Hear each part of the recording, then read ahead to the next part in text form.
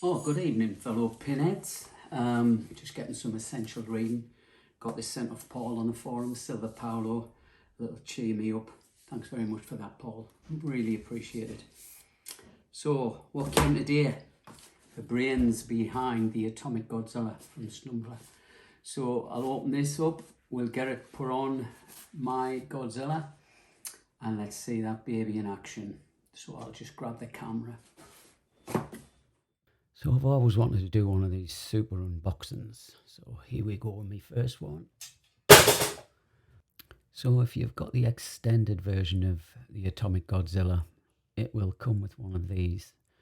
This is the Stumblor Lollipop board, and it's the brains behind how the effects are triggered on Godzilla, your choice of colours and patterns.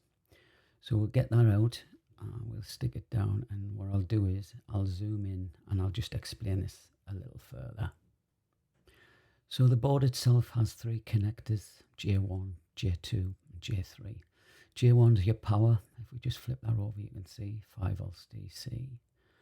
And to get the power, what we're going to do is you'll be supplied with an LED that's going to replace one of the ones near the lollipop board. That's going to go in and replace the LED, and there's just a little link cable, and all that happens is that link cable is just going to plug into J1. So my lollipop come with 3 extension cables, so you can mount the board away from the Godzilla. So the 2-wire one is for J1 for the power, just extend the power to that LED. The J3 extension goes directly to Godzilla, that's for the LEDs.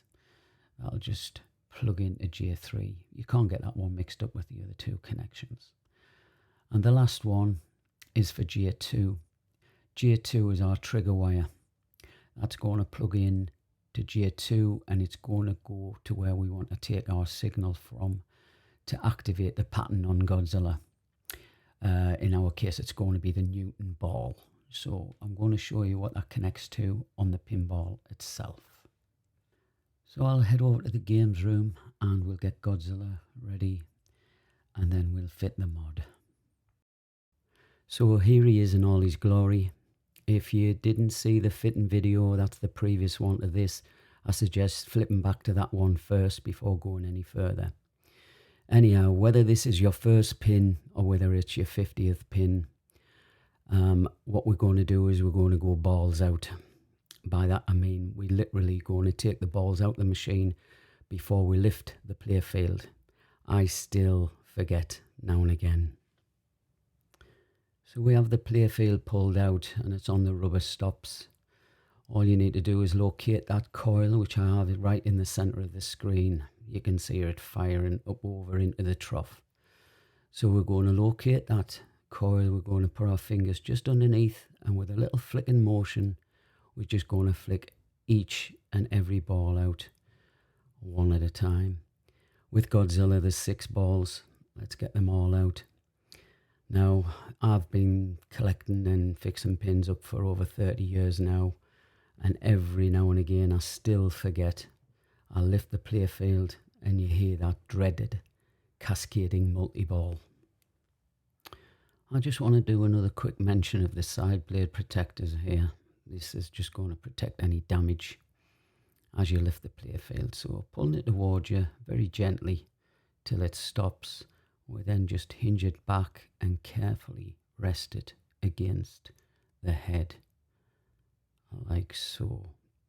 Just make sure that everything's in position there. So locating the bottom left of the play field, this is the wire that supplies the LEDs on the Atomic Godzilla. And our GI bulb we're going to take the power from, I'm going to take the power from, is this one at the top right here.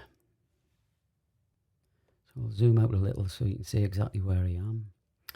And I'm just going to remove that top bulb.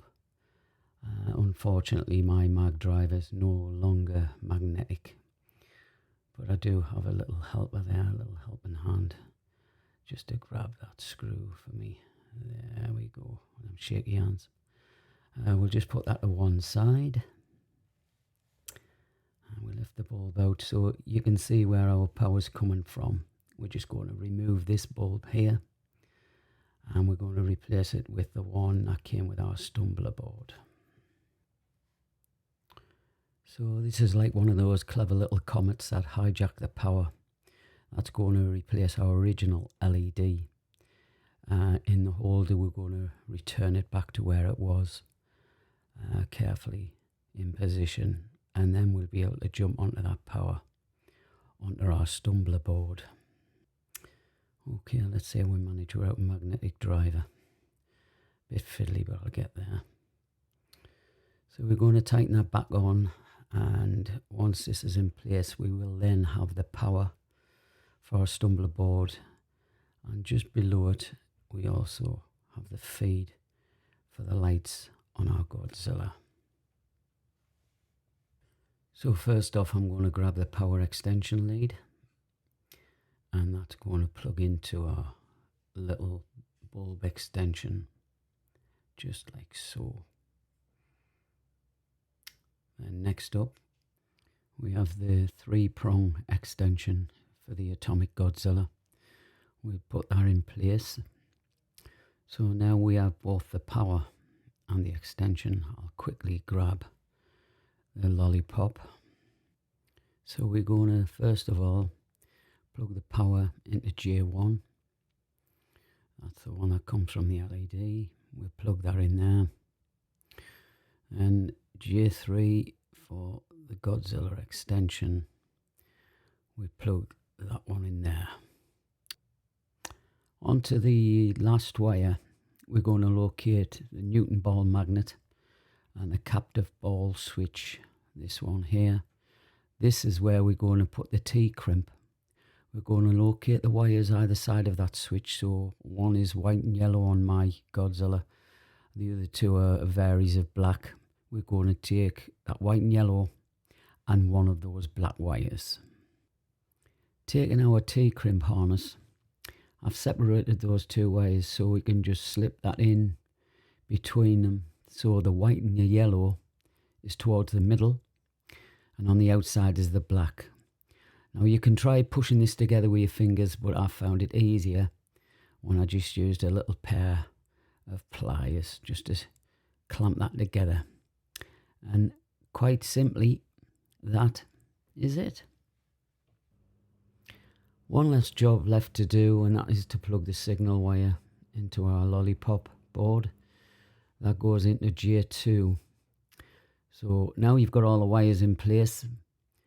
All we need to do is find somewhere to secure the board. Now you could use standoffs and fasten that to the playfield. All I'm going to do is tie wrap it to the harness for the time being until everything's working as it should. And then I'll probably mount it on the bottom of the playfield. I've now put everything back the way it should be. The playfield's down, we're ready to go, we switch on, and you notice there's nothing coming from Godzilla. Well, don't panic. Grabbing your device of choice, I'm using an iPad here. You can equally use an Android tablet, a laptop or a phone.